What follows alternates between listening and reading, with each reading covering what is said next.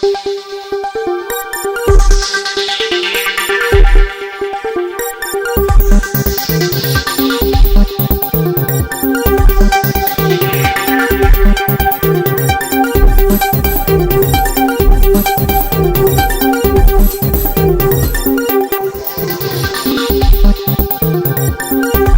सभी लोग जो है वो क्रिकेट को बहुत चाहते हैं, क्योंकि इस देश का राष्ट्रीय एकता का प्रतीक करके हम इस खेल को मानते हैं। लेकिन हम देख रहे हैं कि धारावी में आज जो है वो अडानी और धारावी डेवलपमेंट के जो एक प्राइवेट लिमिटेड कंपनी है, इस समूह के माध्यम से धारावी में क्रिकेट का आयोजन आज किया गया है। सच में ये खेल है या खेल के माध्यम से कोई और चाल है? दाल में काला है या काले में डाल है? इसको सोचने का वक्त आ, क्योंकि आप पिछला अगर मेरा जितना भी कन्वर्सेशन, चाहे वो विधानसभा में हो या चाहे आपके साथ किया हुआ हो, मैंने हमेशा ही सवाल उठाए। आज भी मैं कुछ सवाल उठाना चाहती हूँ। पहले तो आप सबको मालूम है कि धारावी के लोगों को जो है वो रेलवे के माध्यम के, बीएमसी के माध्यम से नोटिसें दी गई, और आपको मालूम भी है कि वहाँ पे जाके इलेक्ट्रिकल कनेक्शन काटने की भी कोशिश की गई। उसकी मैंने आवाज़ उठाई, तो सरकारी यंत्रणाओं का पूरी तरह से जो है वो इस्तेमाल किया गया कि धारावी के लोगों को डराया जाए। फिर एक्स पुलिस ऑफिसर रहे, इनकाउंटर स्पेशलिस्ट रहे, कुछ गुंडे रहे, इनका भी इस्तेमाल धारावी में डराने के लिए हो रहा है, वो आप सभी लोग अच्छे से जानते हैं। अब नई चाल आई है जिसके बारे में मैं बात करना चाहती हूँ, और नई चाल ये है कि हमारे यहाँ पे क्रिकेट का आयोजन किया गया है। 40 लाख से भी ज़्यादा प्राइज लोगों को देने की बात चल रही है। जब मैसेज घूम रहा है तो कह रहे हैं कि अनौपचारिक बस्ती, मतलब इलीगल बस्ती की बात कर रहे हैं। मैं सवाल पूछना चाहती हूँ सभी बच्चों से, अपने माता पिता से, अपना दादा दादी से, नाना नानी से पूछिए ये धारावी को धारावी बनाने में उनकी कितनी भागीदारी रही है। इस धारावी को धारावी हमारे लोगों ने बनाया है, और हमारी एकता हमारी पहचान है। मैं सभी को कहना चाहती हूँ कि धारावी के लोग धारावी में रहे, धारावी के उद्योगों को वहाँ पे जगह मिले, जो आदमी जिस सेक्टर में रहता है उसी सेक्टर में उसे जगह मिले। ये हमारी लड़ाई चालू है, और इस लड़ाई को लड़ने का काम हम सभी लोग धारावी की जनता कर रहे हैं। हमें तोड़ने के लिए, हमें मोड़ने के लिए बहुत सारे हथियारों का इस्तेमाल हो रहा है। आज एक नई चाल तो नहीं है, इसको भी आपको सोचना पड़ेगा, क्योंकि धारावी के लोगों को बाहर निकालने की चाल चल रही है।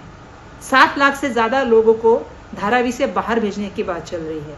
धारावी के लोगों को जहां इस क्रिकेट का मार्च का आयोजन किया गया है, वहां धारावी नोटिफाइड एरिया में कुछ लोगों को जो है वो शिफ्ट करने की बात चल रही है। जिस जगह पर ये मैच हो रहा है वहाँ के जो रेलवे की बिल्डिंग के लोग हैं, क्या उनकी मांग है? कभी पूछा है आपने? तो मेरा सभी बच्चों से ये कहना है, आप हमारे भविष्य हो, आप हमारी संपत्ति हो। ये धारावी की लड़ाई हम सब की लड़ाई है। ये ज़मीन हमारी, ये घर हमारे, ये हक हमारा। किसी की बुरी नज़र हमारे पे लगी है तो हम सबको एक साथ लड़ना होगा। आप समझदार हो, आज लाखों के प्राइज बांट रहे हैं, ठीक है, सतर्क रहिए, होशियार रहिए और धारावी को संभालिए। विकास की लड़ाई अलग लड़ाई थी, लेकिन अब ये लड़ाई एक अलग मोड़ ले रही है, और मोड़ भी ऐसा कि प्यार मोहब्बत का। जहां पर अडानी ग्रुप कई जीआर देकर लोगों को भयानक डरावा कर रहा था, लेकिन आज हाल ये है कि अडानी एंड ग्रुप, कह लीजिए DRPPL भी अगर कहें तो कोई बिजा ना होगा, वो लोगों के दिलों में उतरने का काम कर रहा है। कई ऐसे कार्यक्रम धारावी करों के बीच लाने की कोशिश कर रहा है जिससे धारावी वासियों के दिलों में बसा जाए और फिर काम आसान हो जाएगा। इसी को देखते हुए उन्होंने धारावी के सेक्टर 1 में RPF ग्राउंड के अंदर धारावी प्रीमियम लीग लिया गया, जिसमें धारावी के तमाम नौजवानों को इकट्ठा किया गया। 14 टीम को लाई गई जो क्रिकेट खेल रही हैं, और कहा जा रहा है कि साथ साथ में वहां पर एक खेले से लेकर कैमरामैन से लेकर लाइट डेकोरेशन से लेकर सारी चीजें जो है वो धारावी करों की है, और उसका बेनिफिट भी धारावी करों को जाना चाहता है। लेकिन धारावी कर परेशान है कि ये क्या मामला है, किस तरह से ये गेम हो रहा है, और उस पर अगर हम बात कर लें धारावी बचाओ आंदोलन की और वहां की MLA की वर्षा गायकवाड़ की, तो वो उसके विरोध में है, और वो कह रही हैं कि धारावी कर आपके झांसे में नहीं आने वाले हैं। इसी बातों पर चर्चा करने के लिए, धारावी प्रीमियम लीग पर चर्चा करने के लिए, सर्वे पर चर्चा करने के लिए और धारावी के विकास पर चर्चा करने के लिए हमारे साथ संजय भालेराव जी हैं, जो अपने आप को धारावी बचाओ आंदोलन के समन्वयक भी कहते थे, लेकिन आजकल कुछ दूरी बनाए हुए हैं। संजय भाई साहब, हम आपसे सबसे पहले जानना चाहेंगे कि धारावी प्रीमियम लीग अगर चल रहा है तो इसमें क्या दिक्कत है? ये तो धारावी कर हैं, नौजवान हैं, वो अपने फ्यूचर को आगे बढ़ाना चाहते हैं, भविष्य को उज्जवल देखना चाहते हैं, क्यों उसमें आप रोड़ा बनना चाहते हैं? धारावी बचाओ आंदोलन की क्यों इसके खिलाफ, इसके विरोध जा रही है? नमस्कार, जय भीम। आपने मुझे इस चर्चा में शामिल किया, उसके लिए मैं आपका धन्यवाद देता हूँ आफाक भाई। आपने देखा है कि हर मोड़ पे हमने धारावी के हितों के संदर्भ में आवाज उठाई है। ये कोई पर्सनल हमारा मतभेद नहीं है, विचारों की लड़ाई है, मनभेद नहीं है। किसी के साथ में मतभेद हो सकता है। हमने इलेक्शन के पहले भी लोगों को अपील की थी कि किसी झांसे में मत आइए, और इलेक्शन खत्म हो चुका है, तभी भी ये जमीन का जो मसला है धारावी की, वहां पे लोग जगह जगह पे विरोध कर रहे हैं। लेकिन डीआरपीपीएल और डीआरपी, ये दोनों का कॉम्बिनेशन से अदानी समूह जो है यहाँ की जमीन को प्यार मोहब्बत से डरा धमका के, पुलिस का डर दिखा के, साम दाम दंड भेद करके हथियाना चाहती है। सबसे पहले तो उन्होंने मानखुर्द, बुलुंड, भांडू और ऑक्ट्रॉय नाके के जो जीआर थे, सॉल्ट पैन की जगह, जो वडाला की सॉल्ट पैन की जगह है, उस जगह की जीआर निकाल के 600 एकड़ को डेवलप करने के लिए उन्होंने 1250 एकड़ जमीन बंबई के केंद्र सरकार की जो है उन्होंने कैप्चर कर लिए, वो अदानी को दिए। धारावी का जो 600 एकड़ में सिकलिंग डेवलपर डेवलपमेंट करने वाला है, वो धारावी में ही करने वाला था, धारावी में उद्योग धंधा देने वाला था। उससे हटकर रेलवे की जगह बहुत महत्वपूर्ण है, और उस जगह पे धारावी के लोगों को हम डालना वाला है। 45 एकड़ की जगह ली गई, जो धारावी के डीएनए में नहीं है।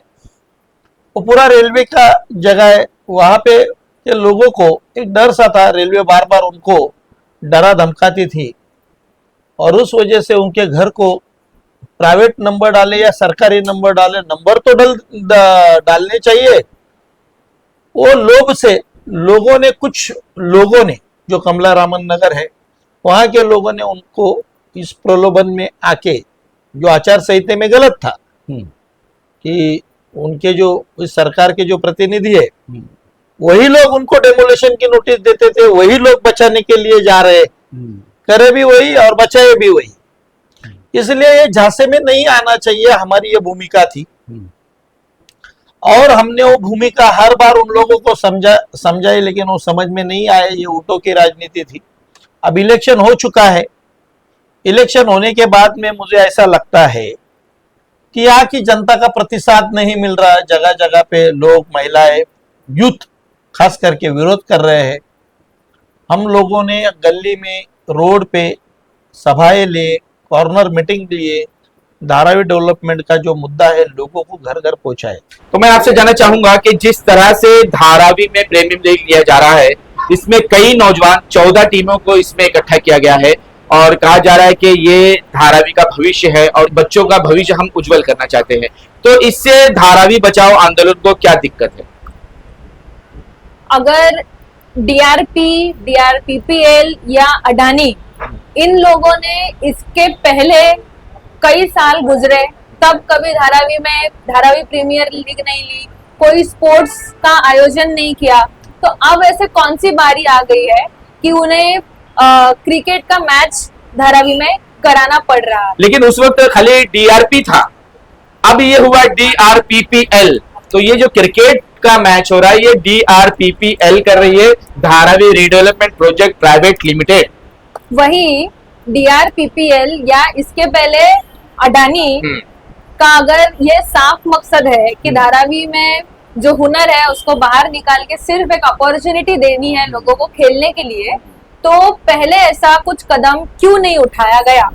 तो इसका मतलब है कि इसके पीछे का जो एक छुपा एजेंडा है, छुपा इंटेंशन है, वो हमें समझ आ रहा है, वो लोगों को समझ में आ रहा है। क्या क्या इंटेंशन है, कुछ मैं भी समझना चाहूँ ताकि हमारे दर्शक भी समझे। तो सबसे पहले अगर किसी को भी धारावी में धारावी के लोगों के लिए अपॉर्चुनिटी क्रिएट करनी है, उनको स्पोर्ट्स खेलने के लिए अपॉर्चुनिटी देनी है, मैदान देना है, तो जरूर आए, करे, हमारा उसको विरोध नहीं है। धारावी के बच्चे, धारावी का युवा होनहार युवा है, वो क्रिकेट हो, फुटबॉल हो, हर क्षेत्र में अपना नाम कमाने वाला युवा है, तो ऐसे चीजें होनी चाहिए। लेकिन इसके पीछे अगर कुछ एजेंडा होगा जो कि धारावी वासियों को धारावी से बेघर कर देना, उनके घरों के नाम पे एक राजनीति करना, ये अगर इंटेंशन है, तो इस वीडियो के माध्यम से ये भी अपील है कि जैसे अंग्रेजों ने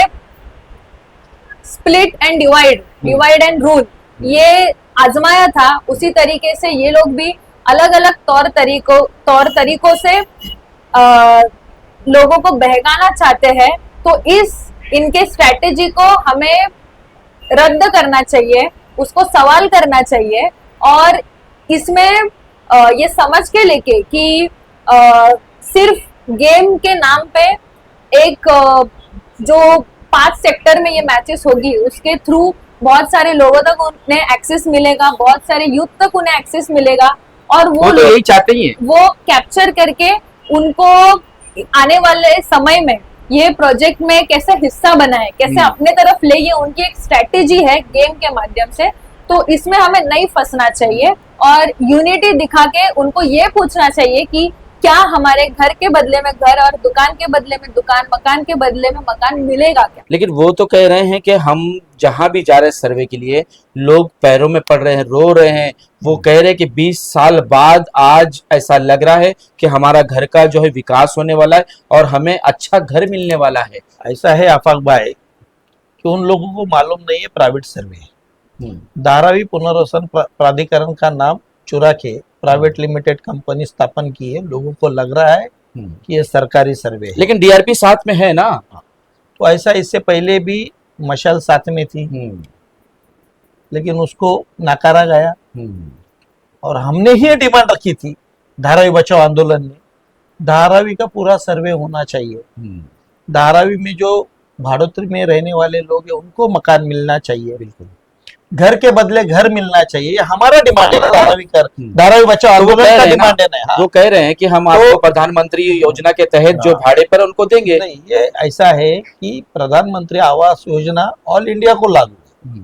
धारावी पुनर्वसन प्रकल्प एक स्पेशल व्हीकल पर्पज प्रकल्प है, एसपीपी। यहाँ पे धारावी को विशेष दर्जा प्राप्त है, ये सारे नहीं है। ये अम्बेडकर आवास योजना नहीं है, ये स्पेशल व्हीकल प्रोजेक्ट है। यहाँ पे धारावी के लोगों को धारावी में बसाने का बात किया था। यहाँ का जो उद्योग धंधा है वो बचाने की बात की थी। जो चाली में रहने वाले लोग स्टेट मालमत्ता के, उनको यहाँ पे घर और ज्यादा चटाई क्षेत्र देने की बात थी। गोडाउन वालों को ज्यादा चटाई क्षेत्र देने की बात थी। स्लम में जो केंद्र सरकार, स्टेट और कारपोरेशन की जो जमीनें हैं, उन लोगों को यहाँ ही बसाने की बात हमने की थी। हमने ये बात नहीं की थी हमारे नाम पे कोई करोड़ों अरबों रुपया कमाए और कोई सरकार के मोदी, अदानी, मोदी अमित शाह के मित्रों का भला किया जाए, ये हम नहीं चाहते थे। लेकिन इस जगह पे एक साफ सुथरा प्रकल्प राबोना चाहिए। इसके वजह से हमने हर बार सरकारों से मांगे रखी थी। इंटरिम से हमको जो हमारी मांगे, लोगों की मांगे, जो 1-1, 1.5 लाख का मोर्चा निकाल के हमने हर सरकार से मंगवाई थी, तो ये पास किया था।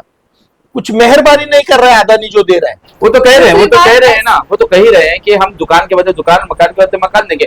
वो तो बाकायदा कह रहे हैं कि मेरे पास एक अडानी जी का वीडियो आया था, उसमें वो कह रहे हैं कि मैं कोई पैसा नहीं चाहता हूँ, मैं पैसे के इंटेंशन से मैं धारावी का विकास नहीं कर रहा हूँ, बल्कि धारावी में जो गरीब लोग हैं, जो बेचारे बेसहारा लोग हैं, उनको मैं घर देकर उसमें अपना सहभाग देना चाहता हूँ और उनको जो है वो अच्छी प्रगति करना चाहता हूँ उनकी।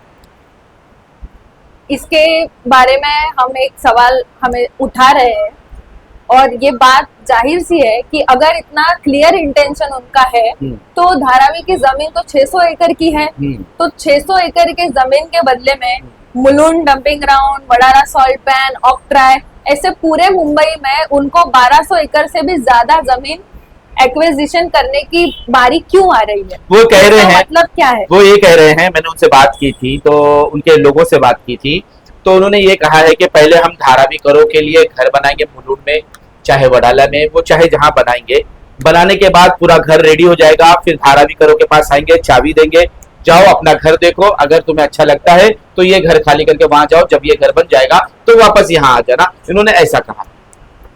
उन्होंने पहले ये चीज कही थी कि वापस सर्वे होने के बाद 22 किलोमीटर के रेडियस के अंदर यहाँ पे जो घर अपात्र होंगे उनको हम वहां पे बसाएंगे। तो इस पे हमारी ये डिमांड थी कि जो 2000 की कट ऑफ डेट है वो ही नहीं होनी चाहिए, और वापस सर्वे होने के बाद घर के बदले में घर, दुकान के बदले में दुकान देना चाहिए।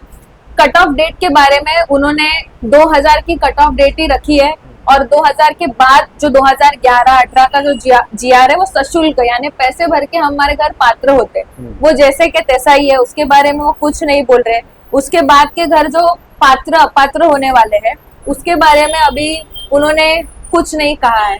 तो कौन से गारंटी से वो कह रहे हैं कि इधर ही उनको घर मिलेंगे? राहुल शिवले ने गारंटी दी है ना, उन्होंने तो कहा है, और यहाँ तक के सीएम भी धारावी में आकर उन्होंने कहा है कि धारावी करो को चाहे पात्र हो अपात्र हो सबको धारावी में घर मिलेगा। और अभी तो ये झांकी है, पिक्चर अभी पूरा बाकी है, क्योंकि ये और कई प्रोग्राम लेने वाले हैं, जैसे कि जॉब फेयर जैसा होगा, महिलाओं के लिए कार्यक्रम होगा, बच्चों के लिए कार्यक्रम होगा, ऐसे बहुत सारे कार्यक्रम शुरू करने वाले हैं। आपने ही इसके बारे में पहले कहा था कि DRPPL अभी हो गया है, Dharavi redevelopment project private limited, इसके पहले वो सिर्फ DRP था। तो अगर धारावी का काया पलट हो रहा है, डेवलपमेंट हो रही है, तो हम वही चाहते हैं, धारावी के लोग भी वही चाहते हैं। लेकिन सवाल ये बचता है कि जिस तरीके से अडानी को ये टेंडर दिया गया, सेकलिंग कंपनी ने जो बिड जीता था 2019 में, उससे हाफ बेस प्राइस, उससे हाफ प्रोजेक्ट की एस्टिमेटेड प्राइस होने के बावजूद बाकी जो दो सेकलिंग इसका हिस्सा नहीं थी, इस बार जो बिड हुई 2023 में उसका, बाकी दो कंपनियां भी नहीं थी, और एक तरीके से फेवरेटिज्म करके अडानी को ही कैसे ये प्रोजेक्ट मिल सकता है, ये स्ट्रेटेजी बनाई गई। रेलवे लैंड के बारे में जो क्लॉज है, जो देवेंद्र फडणवीस जी ने कहा कि हमें लैंड मिली है, अभी रेलवे ने भी लेटर लिख के DRP को कहा है कि हम इस तरीके से लीज पे लैंड नहीं दे सकते, वो मुद्दा है। और तीसरा मुद्दा कि 80-20% यानी 80% DRPPL का और 20% से गवर्नमेंट का उसमें हिस्सा रहेगा। तो इस तरीके की चीजें क्यों? पूरा विकास ये पूरे मुंबई में, जैसे म्हाडा जैसी अथॉरिटी है, तो 100% वो इसकी जिम्मेदारी क्यों नहीं लेते? क्यों DRP का DRPPL बनाया जाता है? क्यों 80 और 20% का सवाल आता है? क्यों इसमें बार बार 600 से भी ज्यादा जमीन एक्विजिशन की जाती है? पूरे मुंबई का TDR के रूल्स चेंज किए जाते हैं, TDR का इंडेक्सेशन निकाला जाता है। तो इस तरीके की बार बार GR निकालना और एक इंसान को, अडानी को ये सारी चीजें कैसे मिल सकती है वो देखना, इस तरीके की साजिश क्यों? तो ये सवाल हमेशा रहता है कि डेवलपमेंट यानी सिर्फ जमीन का वर्टिकल विकास करना है कि यहाँ के लोगों के बारे में भी। हमने हर बार DRP ऑफिस पे मोर्चा लेके हमारी बात हमने मनवाई है।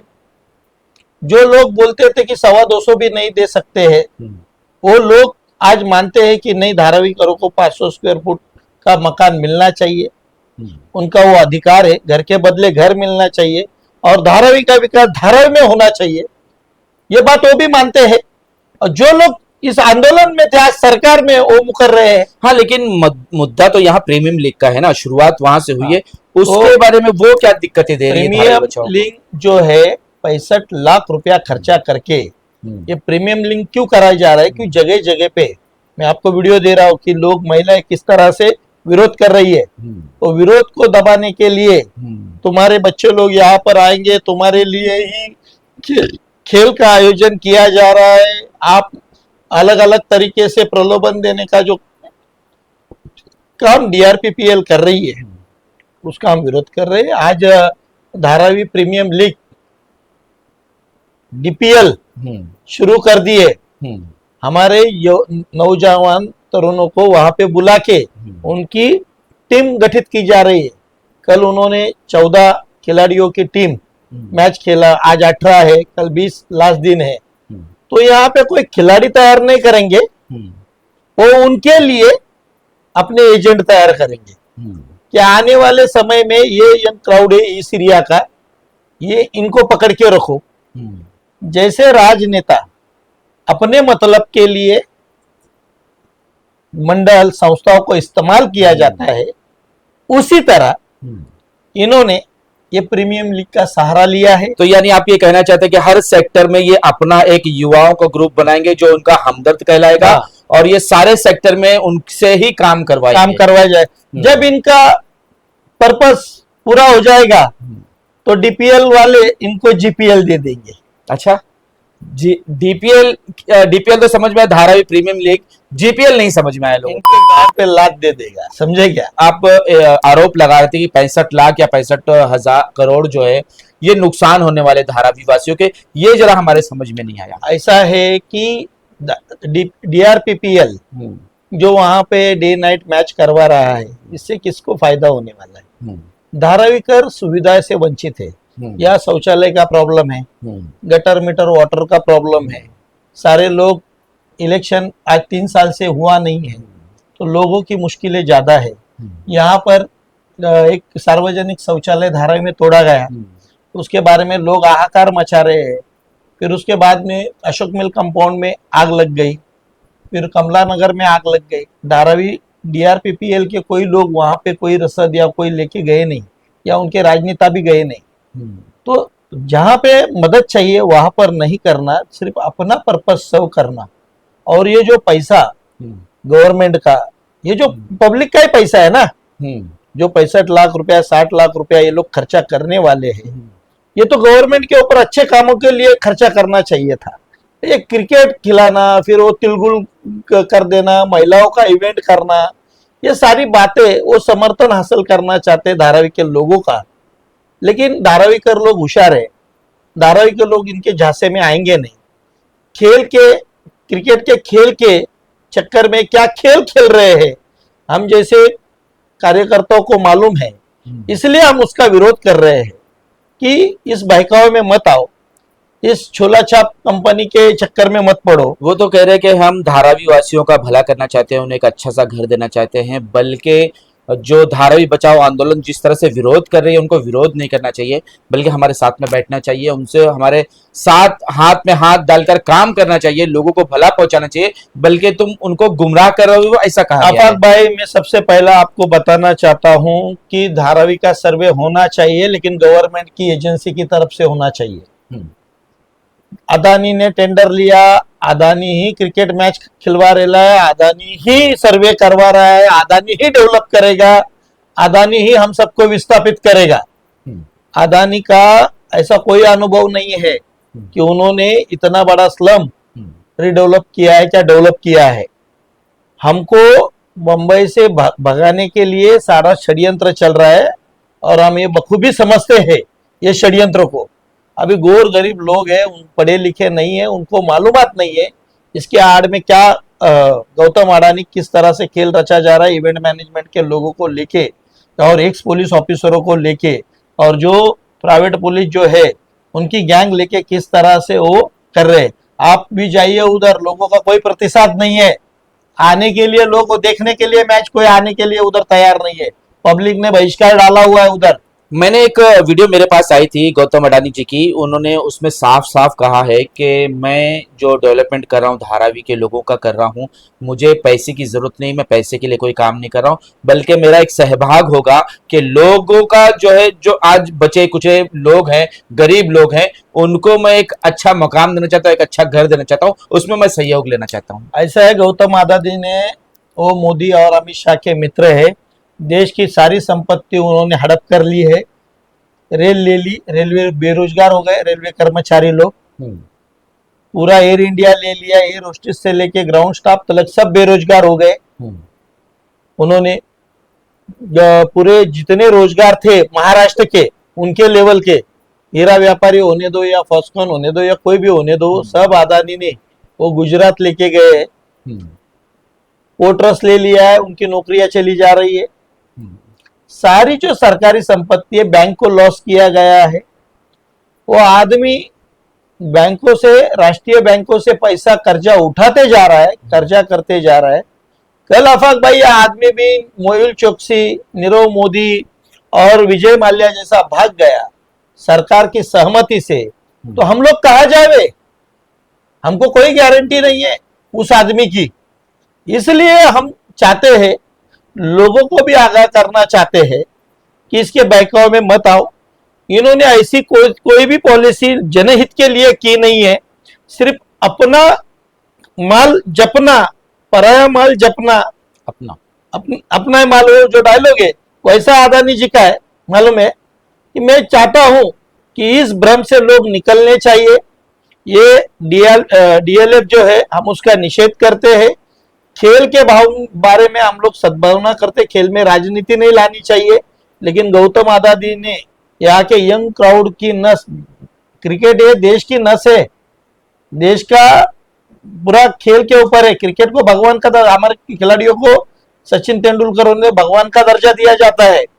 एक जनभावना क्रिकेट के बारे में बहुत भावनिक है। लोग चाहते क्या है? धारावी बचाओ आंदोलन क्या चाहता है? आखिर धारावी वासियों को क्या मैसेज देना चाहेंगे आप? देखिए, ये सब इलीगली तरीके से इन्होंने जिस तरह से प्रीमियम लीग रखी है, हम लोग शादी में, हल्दी में यदि साउंड बजाते हैं तो डीजे बजाते हैं तो पुलिस आती है, 10,000 से लेके 1,00,000 रुपया फाइन गिरता है। मैं शाहूनगर पुलिस स्टेशन को विनती करता हूँ, जाओ उधर 3 दिन से डीजे बज रहा है, क्या कार्रवाई की? जो जीआरपीएफ का ग्राउंड है, आरपीएफ का ग्राउंड है, उस ग्राउंड में आप जाके देखिए, वहां पे रात के टाइम में ड्रोन उड़ाया जाता है। मैंने कंप्लेंट की ऊपर आला अधिकारियों को, 100 नंबर को, तो कल जाके उनका एफआईआर रजिस्टर किया है, सीआर नंबर 183/2024 अंडर सेक्शन 188 और एविएशन एक्ट के तहत। तो इलीगल कामों के लिए सरकारी यंत्रणा साथ दे रही है। गए टाइम में इन्होंने इलीगली तरीके से बैनर पोस्टर लगाए थे। मैंने कंप्लेंट की थी कि बाबा आचार संहिता चालू है, प्रलोभन देने का चालू है, तो डीसीपी सातपुते मैडम, निवडणूक रिटर्निंग ऑफिसर विकास पानसरे जी ने दबाव डाला तो सारे 200-250 कटआउट निकाल दिए गए। मैं हाईकोर्ट चला गया इसके बारे में, लेकिन इलेक्शन के बाद में अभी मैं वो मॉडिफिकेशन करूंगा रिट पिटीशन के लिए। मेरी कानूनी लड़ाई चल रही है। रास्ते की लड़ाई में लोगों को यदि समझ में आता है, लोग रास्ते पे उतरते, उनका मैं साथ दूंगा। और मैं जुडिशली कानूनी लड़ाई के साथ रास्ते की भी लड़ाई लड़ने के लिए तैयार हूं। हमारा सिर्फ एक ही मकसद है, धारावी का विकास होना चाहिए। इसके लिए लोग बोलते हैं कि 20 साल से हमारा विकास नहीं हुआ। धारावी का विकास होना चाहिए, लेकिन धारावी में होना चाहिए। धारावी के झुग्गी झोपड़ी वालों को कम से कम 500 स्क्वायर फुट का मकान, चाल वालों को 750 से 1000 स्क्वायर फुट का मकान, और गाले धारक को उनके चटाई के क्षेत्र से अतिरिक्त चटाई और उनकी ऊंचाई बढ़ा के देना चाहिए। ऐसी हमारी मांग है। ये मांग एकदम रास्ते है। हम लोग कोई खैरात नहीं मांग रहे, हमारा हक मांग रहे हैं। हम स्पेशल व्हीकल प्रोजेक्ट में, तो धारावी में हमको धारावी में घर चाहिए। हम मुलुंड नहीं जाएंगे, कचरे के डंपिंग ग्राउंड में नहीं जाएंगे, यहाँ का इंफ्रास्ट्रक्चर नहीं हटाएंगे हम। हमारे दादा परदादा ने यहाँ पर उनकी यादें है, वो यादें हमारे साथ में चली जाएगी। हम लोग धारावी के बाहर जाएंगे नहीं, मर जाएंगे, मिट जाएंगे, लेकिन धारावी छोड़ेंगे नहीं।